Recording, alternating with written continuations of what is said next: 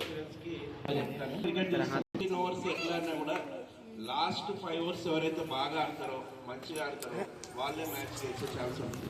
అట్లనే కూడా ఈ 9th క్లాస్ వరకు చలో ఎట్లా గడిచింది. ఎవరైతే 10th క్లాస్ లో బాగా చదివి మంచి మార్కులు తెచ్చుకుంటారో రేపు ఇంటర్మీడియట్ కానీ తర్వాత ఇంజనీరింగ్ లేదా డిగ్రీ కానీ ఎంబీఏ కానీ ప్రతి దానికి కూడా ఇదే ఫౌండేషన్.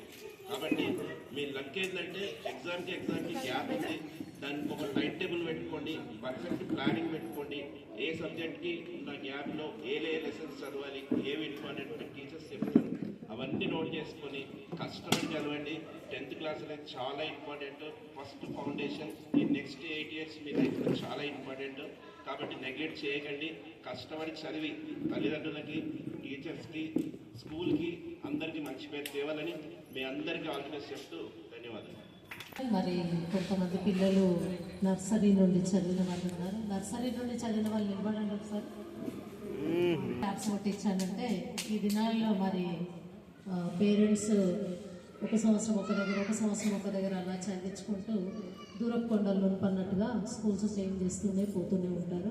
వీళ్ళ పేరెంట్స్ మాత్రం నా మీద నమ్మకం ఉంచి మరి నర్సరీ నుండి 10th వరకు అంటే ఆల్మోస్ట్ వాళ్ళ లైఫ్ 13 ఇయర్స్ ఇక్కడ ఈ బిల్డింగ్లో వాళ్ళు గడిపారు. అంతకుముందు కూడా మరి చాలా బ్యాచెస్ పిల్లలు నర్సరీ టు 10th చదివి వెళ్ళిపోయిన పిల్లలు చాలామంది ఉన్నారు. వాళ్ళు అప్పుడప్పుడు వచ్చి వాళ్ళ క్లాస్ రూమ్ చూసుకొని వెళ్ళిపోతుంటారు. మేడం మీరు చాలా చేంజ్ చేశారని కూడా వాళ్ళు హ్యాపీగా ఫీల్ అవుతుంటారు.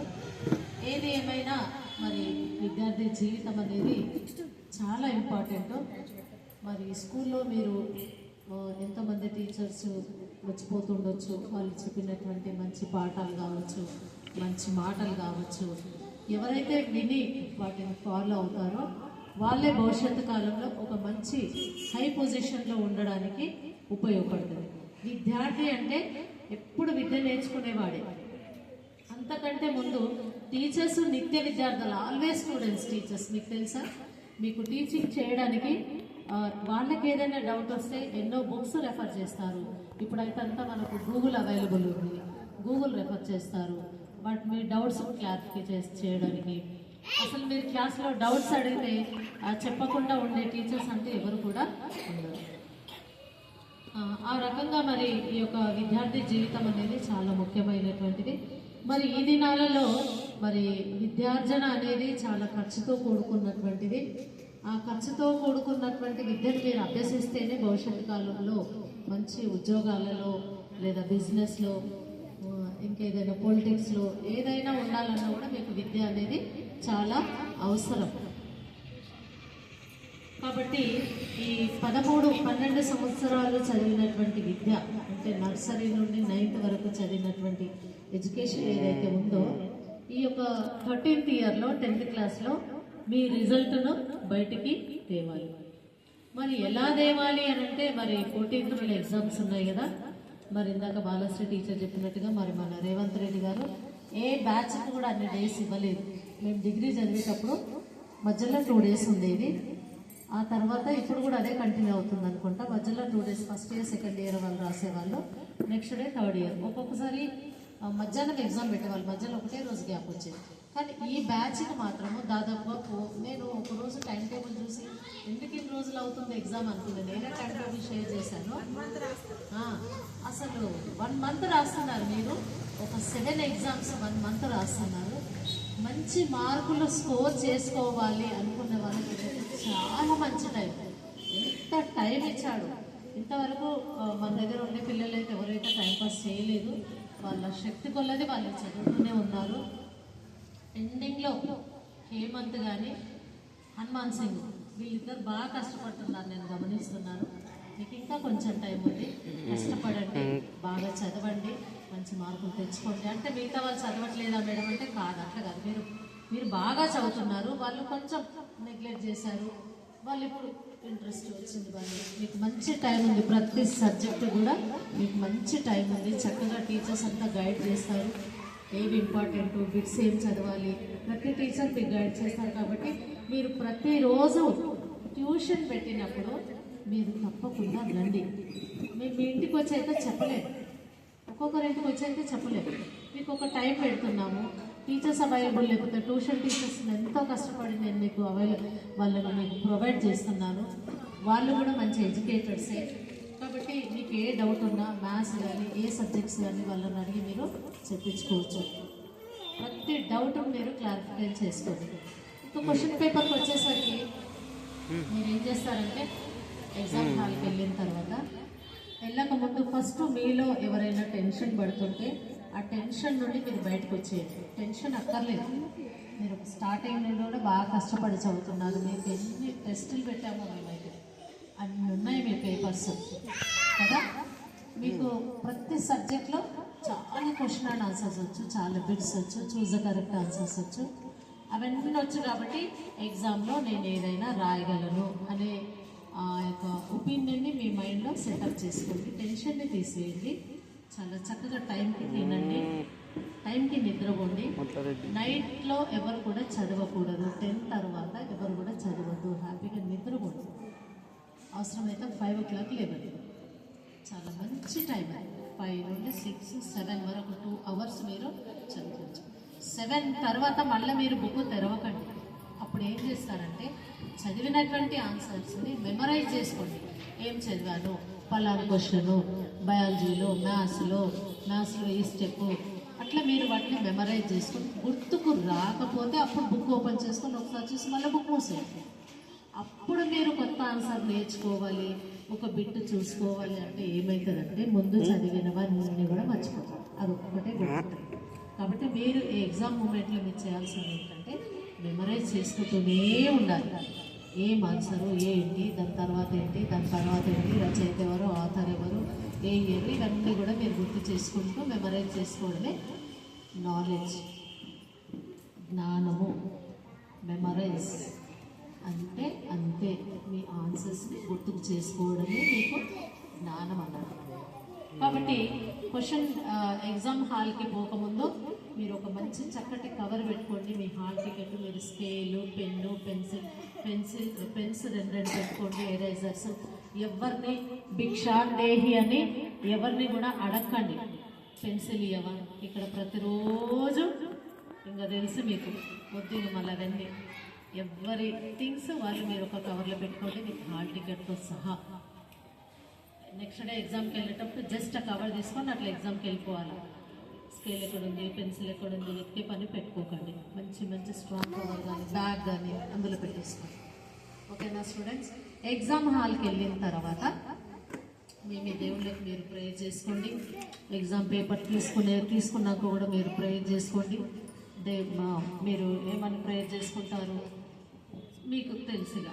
అంటే క్వశ్చన్ పేపర్లో ఇప్పుడు పాస్టర్ గారు చెప్పినట్లుగా మాకు మంచి నాలెడ్జ్ ఇవ్వదేవా, మాకు ఈ క్వశ్చన్లో వచ్చేటటువంటి ఏ క్వశ్చన్కి ఏం ఆన్సర్ రాయాలి ఆ నాలెడ్జ్ ఇవ్వమని మీరు ప్రేయర్ చేసుకోండి. మీ దేవుళ్ళకు ప్రేయర్ చేసుకోండి. ఏ క్వశ్చన్ బాగా వస్తుందో అది నంబర్ వేసి ఫస్ట్ పేజీలో చాలా నీట్గా చక్కటి ఆన్సర్ రాయండి. కరెక్ట్ ఆన్సర్ అనిపించింది ఫస్ట్ పేజీలో మీరు ప్రజెంట్ చేయండి. చక్కటి హ్యాండ్ రైటింగ్తో మీరు ప్రజెంట్ చేయండి. ప్రజెంట్ చేయడం అంటే రాయడం.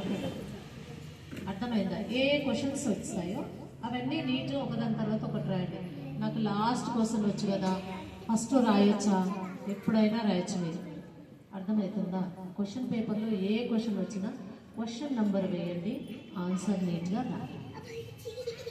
మీకు చాయిస్ ఇచ్చినటువంటి క్వశ్చన్స్ అన్నీ రాసిన తర్వాత మీకు ఒక 15-20 నిమిషాలు ఉందనుకోండి, బిట్ పేపర్ కూడా అయిపోయింది, లేదా బిట్ పేపర్ ఇంకా ఇవ్వలేదు. అప్పుడు ఏం చేయండి, చాయిస్ అయిపోయిన తర్వాత ఇంకో కొన్ని క్వశ్చన్స్ వస్తాయి. కొంతమంది పిల్లలు ఉన్నారు చాలా బాగా చదువుతారు, అందులో ఇంకా ఒకటి ఎక్స్ట్రా రాయాలనుకుంటే మీరు అక్కడ పైన ఎక్స్ట్రా అని రాసి రాయండి. ఒకవేళ ముందు రాసిన ఆన్సర్ సరిగ్గా లేకపోతే ఎవరైతే కరెక్షన్ చేస్తారో వాళ్ళకు ఓపిక ఉంటే మళ్ళీ దీనికి అది కొట్టేసి దీనికి మార్కులు వేసే అవకాశం ఉంటుంది. బిట్ పేపర్కి వచ్చేసరికి ఫస్ట్ మీరు ఏం చేస్తారంటే మీకు ఇచ్చిన బిట్ పేపర్లో మీకు వచ్చిన ఆన్సర్స్ డబల్ హ్యాండ్ రైటింగ్, అంటే ఏ రాసిన తర్వాత దాన్ని బి దిద్దడము, సి రాసి దాన్ని ఏదో మళ్ళీ బి దిద్దడం అక్కడ తెలిసిపోతుంది.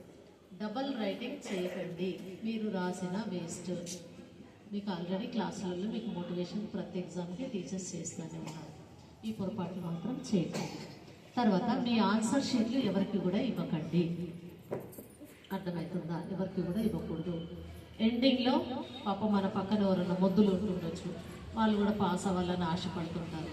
ఏదైనా మీ వల్ల హెల్ప్ అయితే ఓరల్గా చెప్పండి. అది కూడా ఇన్విజిలేటర్ మీకు అబ్జెక్షన్ చేయకపోతే. ఆన్సర్ షీట్లు మాత్రం ఎవరికి కూడా ఇవ్వకూడదు. ఓకేనా చిల్డ్రన్? ఇవి మీరు ఎగ్జామ్లో ఫాలో అవ్వాల్సినటువంటి విషయాలు. చాలా చక్కగా చదువుకోండి. ట్యూషన్ ఎప్పుడు పెట్టినా మీరు సమయానికి రండి, మీ టైంని యూజ్ చేసుకోండి. ఎందుకంటే కొన్ని సందర్భాల్లో చదివించేటప్పుడు కొన్ని ఐడియాస్ చెప్తుంటారు టీచర్స్. ఎందుకంటే టీచర్స్ అంతా వెల్ ఎడ్యుకేటెడ్సే కాబట్టి వాళ్ళు కూడా చదువుకున్న వాళ్ళు స్టూడెంట్ లైఫ్ నుండి వచ్చారు కాబట్టి వాళ్ళకున్న ఎక్స్పీరియన్స్ మీతో షేర్ చేసుకుంటే మీకు గైడ్ చేస్తూ ఉంటారు, ఎలా చదవాలి, ఏం చదవాలి అనేసి గైడ్ చేస్తారు. కాబట్టి తప్పకుండా ప్రతి స్టూడెంట్ మేడం మాకు తలనొప్పి, కడుపు నొప్పి, కాలు నొప్పి ఇవన్నీ ఏం చెప్పకండి. ఇప్పుడు చక్కగా హెల్త్ బాగాలేకపోతే ట్యాబ్లెట్ వేసుకోండి, రండి, చక్కగా చదువుకోండి, మీ సైడ్ని మీరు యూజ్ చేసుకోండి. ఇంత ఎగ్జామ్స్ అయిపోతే మిమ్మల్ని మేము పలకరేం కూడా పలకరేం. మీరే good morning madam, good morning teacher అంటే పలుకుతాము, అంతే వెళ్ళిపోతాము.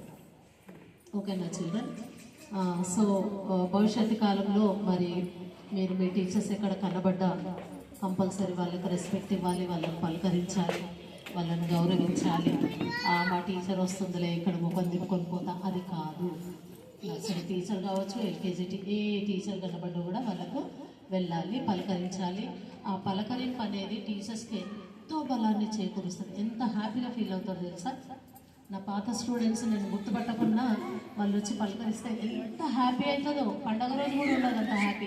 అమ్మయ్య నా స్టూడెంట్ నన్ను పలకరించాడని హ్యాపీగా ఫీల్ అవుతారు. సో మీరు ఎదుటి మనిషిని సంతోషంగా ఉంచడానికి ఒక పలకరింపు మీకేం భారం కాదు.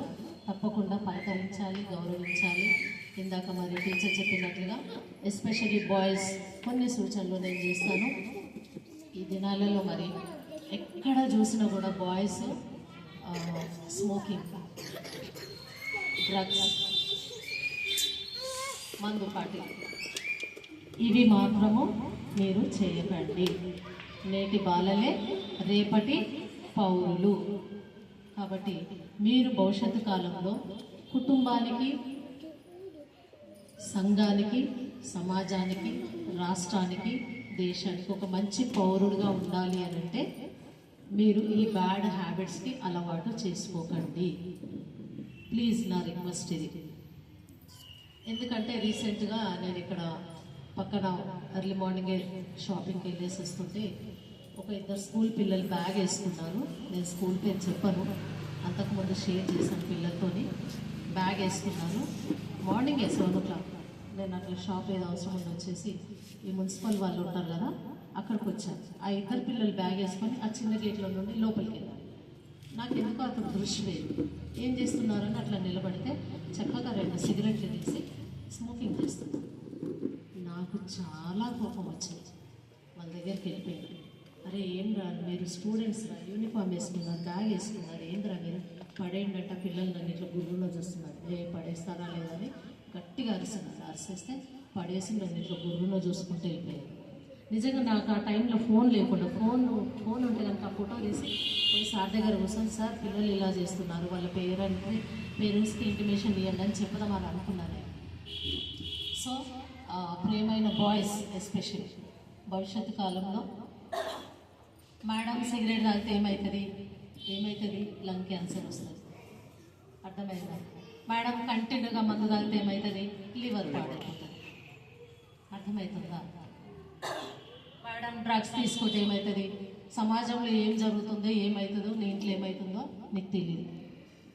కాబట్టి ఈ మూడింటికి మగపిల్లలు చాలా దూరంగా ఉండి మీ భవిష్యత్తుని, మీ పేరెంట్స్ని వాళ్ళని పెట్టే రకంగా ఉండాలని ఎస్పెషల్లీ బాయ్స్ని రిక్వెస్ట్ చేస్తున్నారు.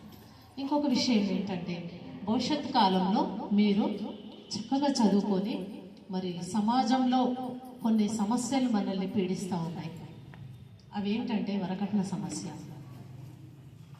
మాకు వరకట్న సమస్య గురించి చెప్పమని మా స్కూల్ ప్రిన్సిపల్స్ మీటింగ్ అయినప్పుడు మన చేతిలో ఒక మంచి ఆయుధం ఉంది. అదేంటంటే పిల్లలకి టీచింగ్ చేసేటటువంటి ఆయుధం.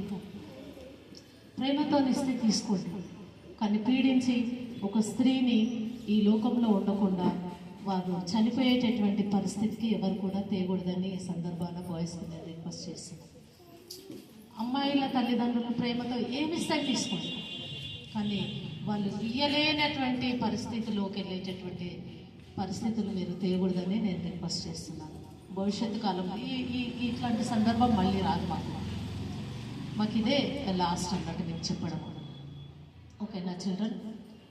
ఇంకొకటి ఏంటంటే తల్లిదండ్రులను మీరు మంచి పొజిషన్కి వచ్చిన తర్వాత అనాథాశ్రమంలో మాత్రం వదలకండి. ఇప్పుడు మీ తల్లిదండ్రులు వాళ్ళు తినక చిన్న ఉద్యోగాలు చేసుకుంటూ కిరాయిలు కట్టుకుంటూ మీకు బట్టలు కొనిస్తూ బుక్స్ కొనిస్తూ ఎంత కష్టపడుతున్నారు ఒక్కసారి మీ మమ్మీ డాడీ గురించి ఆలోచించండి.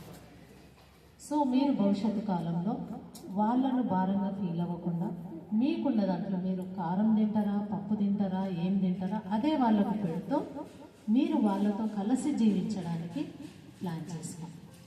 ఓకేనా చిల్డ్రన్? తల్లిదండ్రులను ఎప్పుడు దూషించొద్దు. వాళ్ళకు ఒబీడియన్స్ కలిగి ఉండాలి, వాళ్ళని గౌరవించాలి. ఇంకొకటి ఏంటి తెలుసా, తాతయ్యలు అమ్మాయిమ్మలు ఉంటే కనుక మీరు అదృష్టవంతులు. ఎందుకంటే పెద్దవాళ్ళు ఇంట్లో ఉంటే ఎంతో ఇంటికి అలంకరణ. వాళ్ళకుంటే చిన్న హెల్త్ ఇష్యూస్లో ఉన్నప్పుడు నాయన కొన్ని నీళ్ళే అంటే ఎప్పుడు నాకే చెప్తావు, వాడికి చెప్పు. వాళ్ళ చిన్న సమస్యలు, వాళ్ళకి ఏం సమస్యలు ఉండవు, నడవలేని పరిస్థితిలో ఉండవు కొన్ని మనుషులు. నాయన ఒక టాబ్లెట్ తెచ్చి ఇంతే మీరు చేయాల్సినవి. అర్థమవుతుందా? ఒక సమస్య ఏం చెప్పాలనుకుంటున్నానంటే సమాజంలో మరి కొన్ని మ్యారేజెస్ సంబంధాలు చూసినప్పుడు అమ్మాయిలు హైలీ ఎడ్యుకేటెడ్కి వెళ్ళిపోతున్నారు, అబ్బాయిలు దొరకట్లేదు. కారణం ఏంటి అంటే చదవరు. బండి దొరికిందా బండి వేసుకుంటారు, ఆ బండి వెనక ఒక ఇద్దరిలో ముగ్గురిలో కూర్చోబెట్టుకుంటారు. చలో ఈ గల్లి ఆ గల్లి ఈ గల్లి. సరే బాగుంది, తిరగడం ఎంజాయ్ చేయడం బాగుంది. కింద పడ్డారంటే కాళ్ళు చేతులు ఎరుగుతాయి, పేరెంట్స్కి అదొక మళ్ళా పెద్ద బర్డన్ అయిపోతుంది.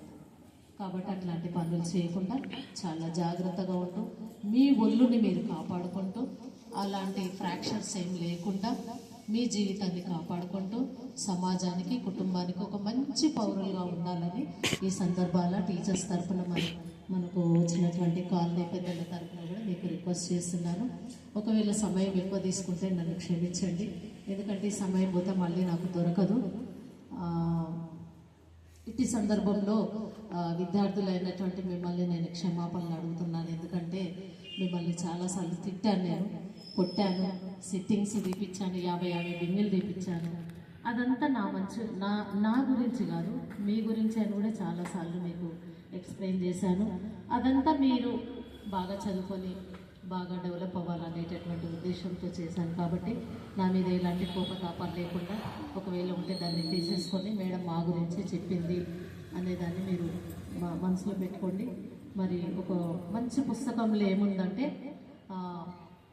శిక్షను ప్రేమించువాడు జ్ఞానమును ప్రేమించును అని ఉంది. అంటే ఒక సంఘటన నేను మీకు చెప్తాను. ఏంటంటే నేను స్కూల్లో ఉన్నప్పుడు మా మ్యాథమెటిక్స్ సార్ కుప్పయ్య సార్ అని ఉండేవాడు. అసలు టేబుల్స్ ఎలా అడిగేవాడు అంటే 2 2s 4 4s అసలు ఆయన అడిగినప్పుడే చెప్పాలి. 5 5s 7 7s అసలు టైం ఇచ్చేవాడు కాదు. ఆ సార్కి కూడా ఎంత మెమరీ పవర్ అంటే అంత మెమరీ పవర్. ఆయనకు ఎండింగ్లో 2 కంటి చూపు పోయింది ఆయనకి. నేను ఒకసారి వెళ్ళి సార్ గుడ్ ఈవినింగ్ సార్ అంటే అమ్మ టీ పుష్ప చెప్పు అంటే ఇనిషియల్తో సహా చెప్తున్నాను.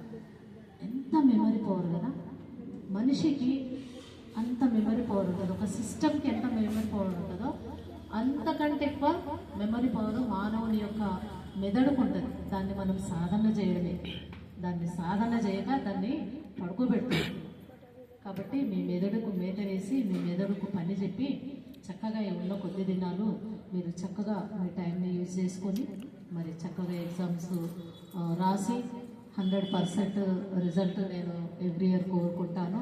కాబట్టి అట్లనే ఉన్న 10 మంది చక్కగా అందరు పాస్ అవ్వాలని కోరుకుంటూ దీవిస్తూ నా యొక్క చిన్న మాటను ముగిస్తున్నాను. మరి మనకు లేటుగా వచ్చినటువంటి లావణ్య ఉంది, లక్ష్మి ఉంది. మరి మీ అమూల్యమైన మాటలు ఏమన్నా చెప్తే కొన్ని చెప్తే మనం ఇక ముగించుకుందాము. రండి.